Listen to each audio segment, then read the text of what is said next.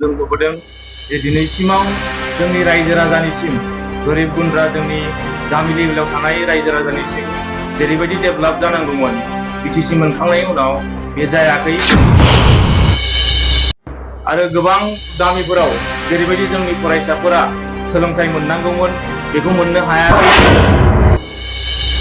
बिथांमोना 22टा बेबायदि मोनसे केन्डिडेट लिस्ट फोसावना होबाय दा जों बेखौ नुनो बिथांमोननि गेजेराव माब्लाबाबो गोरोबनाया फैनाय नङा रायजो राजा आरो गुबुन गुबुन जातीय जनगोष्ठीफोरा जोंनि एपिबि हान्जाखौ बजबनानै लाबाय आरो 100% जोङो देरहागोन होननानै आसा खालामनाय दङ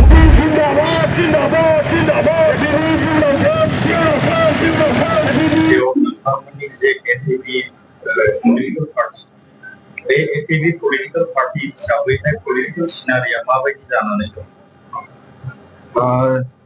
दिनै जोङो एपिबि पार्टी हिसाबै मिसिमा समष्टियावथ' जोबोद मोजां आरो जोंनि दिनैहाय रायजो राजाफोरा गावनि मेगनजों नुबोदों दिनै 22 बोसोर बिटिसिनि सरकाराव दिनै 17 बोसोर बिपिएफआ सरकार सालायबाय बे 17 बोसोराव रायजो राजाया गावनि मेगनजों नुबोदों जे दिनैसिमाव जोंनि रायजो राजानिसिम गोरिब गुन्द्रा जोंनि गामि लेभेलाव थानाय रायजो राजानिसिम जेरैबायदि डेभेलप जानांगौमोन बिटिसि मोनखांनायनि उनाव बे जायाखै खालि जों बेखौल' नुदों बिपिएफ सरकारनि आमोलाव गावनि लाभालाभनि थाखाय लिडारफोरा गावनि लाभालाभनि थाखाय गावनि सम्पति आरजिनाय बेखौ जों नुनो मोनदों गोबां गामिफोराव दिनैनि लामा दालाङा जायाखै आरो गोबां गामिफोराव जेरैबायदि जोंनि फरायसाफोरा सोलोंथाइ मोननांगौमोन बेखौ मोननो हायाखै आरो दिनै सरकारनिफ्राय जेसेबांनाखि आसनिफोर फैदों बे आसनिफोरा दिनै जोंनि बर' रायजो राजानिसिम सौहैयाखै दा बेखौ लानानै बिपिएफनिसिम जोंनि बर' रायजो राजाफोरा गोबां दुखु मोननाय दङ दिनैहाय सेन्ट्रेल गभर्नमेन्टनिफ्राय आरो स्टेट गभर्नमेन्टनिफ्राय जिबायदि स्किमफोर जोंनियाव फैयो गोरिब गुन्द्रानिफ्राय लानानै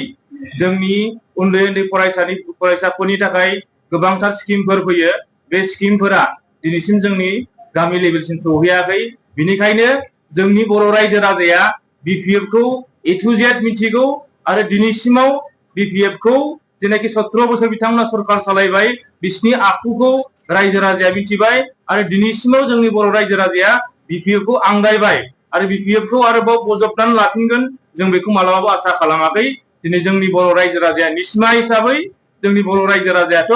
एकदम बिपिएफखौ ना खारनाय बायदि खारनानै दङ आरोबाव जों नुदों जे थांनाय बिटिआर एकर्डनि उनावहाय इउपिपिएल जिथु सरकार बे इउपिपिएल सरकाराव फैनायनि सिगां बिथांमोना गोबां माने रायजो राजानि सिगाङाव प्रतिश्रुति होदोंमोन बे प्रतिश्रुतिफोरखौ बिथांमोना मावफुंनो हायाखै दिनै जों बेखौ नुदों 4 बोसोराव बिथांमोना दा जोङो बुंनो थाङोबा 4 बोसोराव बिथांमोना जों बुंनाङा जोंनि बर' रायजो राजाया मिथिगौ आरो जोंनि मेगनजों जों नुदों बिथांमोनाबो बे एखे रलखौनो लादों बिथांमोना दिनै जोंनि जेनाखि मोननांगौ स्किमफोर बे स्किमफोरखौ बिथांमोना सोरबा इएमनि पकेटाव दोनदों आरो बिथांमोना दिनै बर' रायजो राजाफोरनो जेरैबायदि स्किमफोर होनांगौमोन आसनिफोर होनांगौमोन बे आसनिफोरा सोरबा चेयारमेननि आखायाव थादों बेबायदि मोनसे दालाल राज बिसिनियाव सोलिदों आरोबाव बिथांमोना दिनैहाय जेनाखि जब साख्रिनि खोथा बे साख्रिनि खोथाया जों बुंनाङा दिनै ससियेल मिडियायाव बिथांमोना स्राख्रा नुजागासिनो दङ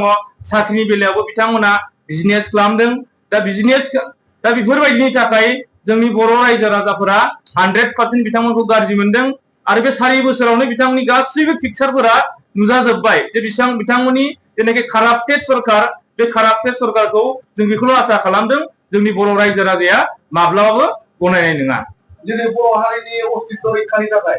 दुलाराय बर' फरायसा आफादजों लोगोसे मोन 18टा बर'नि माहारियारि आफादफोरा इउपिपिएल बिपिएफ आरो एपिपिखौ ज' जानायनि बाथ्रा फोरमायनानै दा बे बेलायावहाय राजखान्थि हानजा हिसाबै नोंथांमोननि मतामतआ मा जादों गावबागाव मोनसे राजखान्थि हान्जाया गावबागाव मोनसे उद्देश्य थायो जेरैहाय बिपिएफ राजखान्थि हान्जा होननानै बुङोब्ला बिथांमोना मोनसे गावबागाव आइडियोल'जि थायो बिथांमोना गावसिनि आइडियोल'जिजों खारगोन आरोबाव इउपिपिएल राजखान्थि हान्जाया बिथांमोनाबो गावबागाव मोनसे आइडियोल'जि थायो बिथांमोननि आइडियोल'जिजों नियम निथिजों बिथांमोना खारगोन जों बेखौ आसा खालामदों जों एसे बर' हिसाबैथ' जों बेखौनो लुबैयो नाथाय बिथांमोननि जेनाखि केन्डिडेटनि फोसावनाय जों बेखौहाय ससियेल मिडियायाव नुबाय थादों बिपिएफआ दिनैहाय खौसेथिनि खोथा बुंनायाव बिपिएफआ सिगांग्रो बिथांमोना 22टा बेबायदि मोनसे केन्डिडेट लिस्ट फोसावना होबाय दा जों बेखौ नुनो बिथांमोननि गेजेराव माब्लाबाबो गोरोबनाया फैनाय नङा दिनै नोंथांमोना नैबे शिलंनि सिमा ब्लकनि सिङाव मोनसे हानजा खुंनाय हाबाफारि लाबाय सायख'थिखौ नोजोर लाखिनानै माबादि रायजो राजानि अनसायनाय मोननो हादों दा जोङो राजनितिक हान्जा हिसाबै एपिबि राजनितिक हान्जाया जोंना जोबोद गोदान दा गोदानब्लाबो दिनैनि थारिखआव जोंना थांनाय 3 मासनि सिगाङावसो जोंनि एपिबि राजनितिक हान्जाया दाजादों दा दिनैसिमाव बे 3 मासनि गेजेरावनो जोंनि राजनितिक हान्जाखौ ओरैबायदि निसिमा हिसाबैथ' जोङो बुंनाङा दिनैनि बे बाइक रेलिनि पिक्चारा जोंखौ दिन्थियो 100% जोंनि बर' रायजो राजाया जोंनि मानसिनि बर' रायजो राजाया आरो गुबुन गुबुन जातीय जनगोष्ठीफोरा जोंनि एपिबि हान्जाखौ बजबनानै लाबाय आरो 100% जोङो देरहागोन होननानै आसा खालामनाय दङ बेसेबां भटनि फारागथियाव देरहागोन होननानै आसा खालामदों जोङो 6-7 हाजार भटनि फारागथियाव जों देरहागोन होननानै आसा खालामो